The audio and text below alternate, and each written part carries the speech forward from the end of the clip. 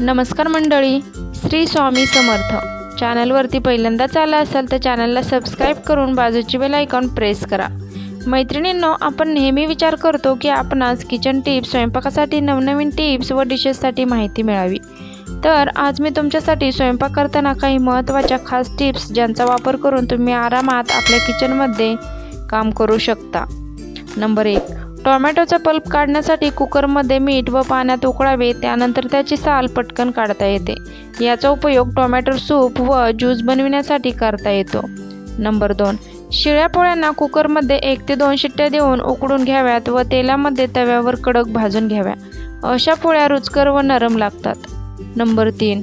उन्हाळ्यामध्ये लिंबू सरबत आरोग्यासाठी खूप ऊर्जादायक असते. त्यासाठी लिंबू बाजारातून आणल्यावर ते लवकर धुवून स्वच्छ त्यासाठी पुसून नारळाचे तेल लावल्यास फ्रीजमध्ये ठेवल्यास ते बरेच दिवस ताजे राहतात.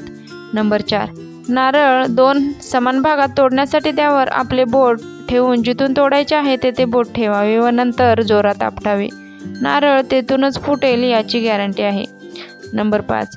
नरम व मोकळा भात बनवण्यासाठी तांदूळ शिजवताना कुकरमध्ये भात नरम होतो. 1 चमचा लिंबू रस घातल्यास भात मोकळा सळसळीत होतो. नंबर 6. पाणीपुरीच्या पुऱ्या कुरकुरीत बनविण्यासाठी पुऱ्याच्या कणकेमध्ये 2 चमचे गरम तेल घाला. पुऱ्या मस्त कुरकुरीत होतील. नंबर 7. इडलीचा पोळ करताना त्यात काही अर्धे कच्चे तांदूळ मिसळावे, याने इडली छान नरम होते. नंबर 8. उकडलेली अंडी थंड पाण्यात ठेवल्यास त्याचे सालपट लवकर निघते. नंबर 9. पोळ्यांच्या डब्यात अद्रकाचे 1-2 काप ठेवल्यास पोळ्या नरम राहतात. नंबर 10.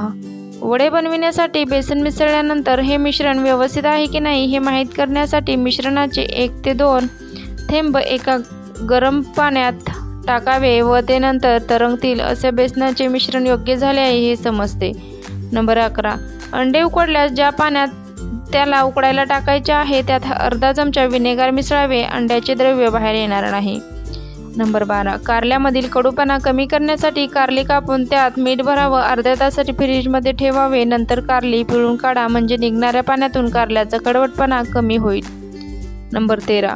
कांदा 2 भागात कापून त्यात थंड पाण्यात 5-10 मिनिटे ठेवल्यास कापताना डोळ्यातून अश्रू येत नाहीत.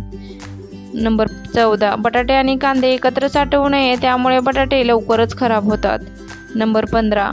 बटाट्याचे चिप्स बनविताना कापलेले कच्चे चिप्स थंड पाण्यात अर्धा तास ठेवल्यावर वाळवायला ठेवावे, त्याने ते फार क्रिस्पी बनतात. नंबर 16. भेंडीची भाजी बनवताना त्यात 1-2 लिंबाच्या रसाचे थेंब घातल्यास भेंडी चिकट होत नाही. नंबर 17. पुरी किंवा भजे तळताना तेलात मीठ घातल्यास भाज्यामध्ये कमी तेल शोषले जाईल.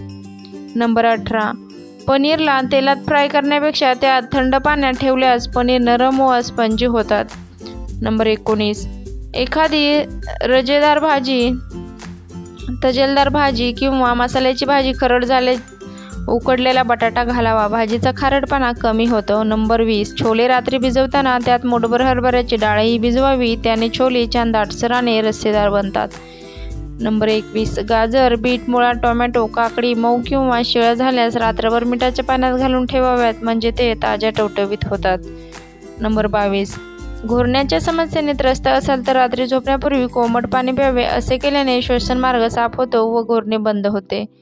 नंबर 23. गुडघ्यावर हळदीचा मसाज केल्याने गुडघ्यांना ताकद मिळते आणि गुडघेदुखीपासून आराम मिळतो. नंबर 24. पालकची भाजी करताना भाजीमध्ये लिंबू टाकून खाल्ल्याने बद्धकोष्ठता दूर होते. नंबर 25. हरभऱ्याची डाळ, शेंगदाणे हे उन्हाळ्यात वाळवून डब्यात भरून ठेवावे. पावसाळ्यात हरभरा डाळीचे पीठ गिरणीतून छान दळून आणता येते आणि शेंगदाणे पण लवकर भाजून होतात. पावसाळ्यात डाळ व शेंगदाणे विकत आणल्यावर ते बरेच दमट असतात. डाळीचे पीठ चांगले दळून मिळत नाही, शेंगदाणे कडक भाजत नाही. पावसाळ्यात ऊन द्यायचे झाले तरी ते शक्य होत नाही. नंबर 26. उन्हाळ्यात शरीरातील उष्णता वाढल्याने डोळ्यातून पाणी येत असल्यास डोळ्याची जळजळ होते. यावर म्हणजे निरसे बिना तापवलेले दूध वाटीत घेऊन मेडिकल कॉटन दुधात बुडवून ठेवावे.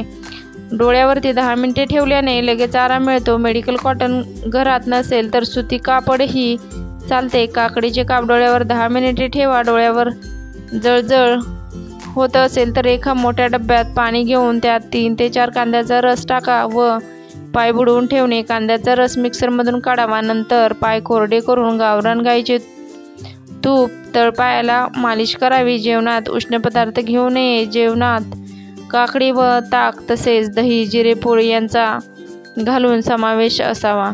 नंबर 27. अद्रक, आले मातीच्या कुंडीत ठेवले तर ते खूप दिवस ताजे वापरता येते. कुंडी कोरडी झाली वाटली की थोडे थोडे पाणी घालावे. नंबर 28. डाळ जास्त प्रमाणात शिजवली असेल तर ती दुसऱ्या दिवशी पराठ्याचे पीठ मळताना त्यात टाका. पराठे अधिक पौष्टिक होतील. नंबर 29. लसूण सोलणे हे सर्वात अवघड काम वाटते, मात्र लसूण लवकर सोलण्यासाठी हे 1 मिनिट ओव्हनमध्ये गरम करा. त्यानंतर एका घट्ट झाकणाच्या डब्यात लसणाच्या पाकळ्या निघून जातील.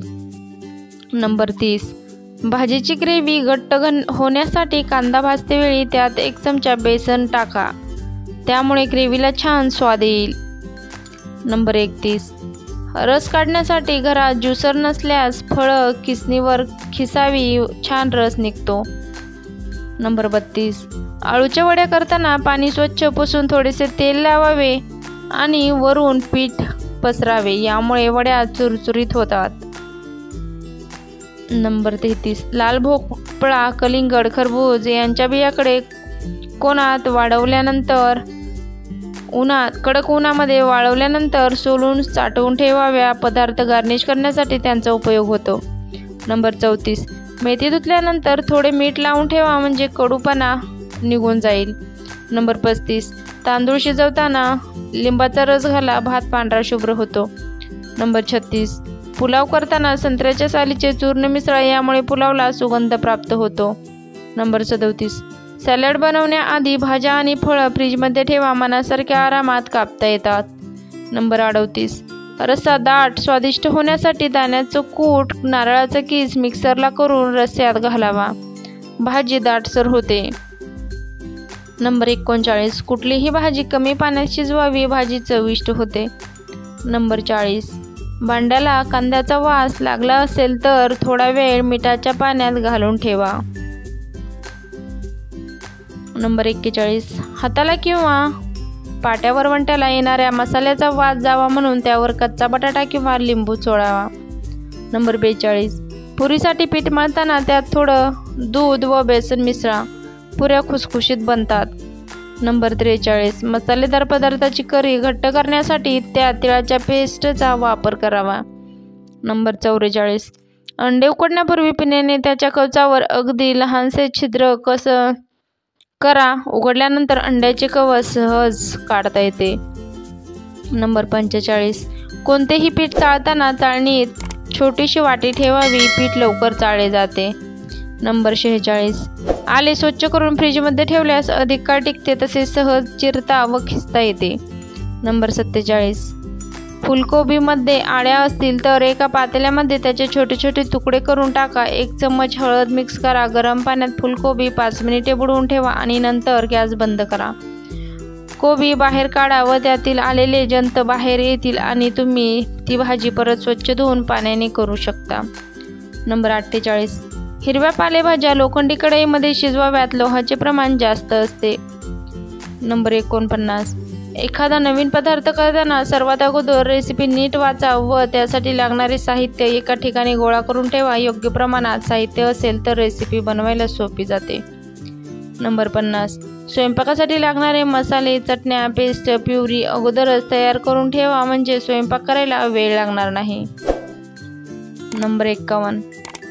शेंगदाणे लवकर सोलण्यासाठी किंवा त्यावरचा पाचोळा निघण्यासाठी भाजताना शेंगदाण्यांना पाण्याचा हात लावावा किंवा पाण्याचा हात लावावा. तेलाचा हात लावावा म्हणजे पटकन भाजले जातात. नंबर 52. वांग, दुधी अथवा कोणतीही फळभाजी रोस्ट करण्यापूर्वी काट्याने छेद करावेत म्हणजे लवकर भाजले जातात. नंबर 53. दुधाचे कोणतेही गोड पदार्थ शिजवताना जायफळ आणि वेलची घातल्यास दूध फाटते. यासाठी तो पदार्थ थंड झाल्यावरच वेलची आणि जायफळ टाकावे. नंबर 54. कांदा कापताना डोळे चुरचुरत असतील तर 15 मिनिटे आधी कांदा सोलून त्याचे 2 तुकडे करून ठेवावे आणि पाण्यात भिजत ठेवावे. नंबर 55. सुकं खोबरं फ्रीजमध्ये आठवत तांदळाच्या डब्यामध्ये ठेवलं तर खराब होत नाही. असेच नवनवीन माहितीचे व्हिडिओ पाहण्यासाठी कुक विथ प्रियंका मराठीला सबस्क्राईब करून बाजूची बेल आयकॉन प्रेस करा. संपूर्ण व्हिडिओ पाहिल्याबद्दल धन्यवाद.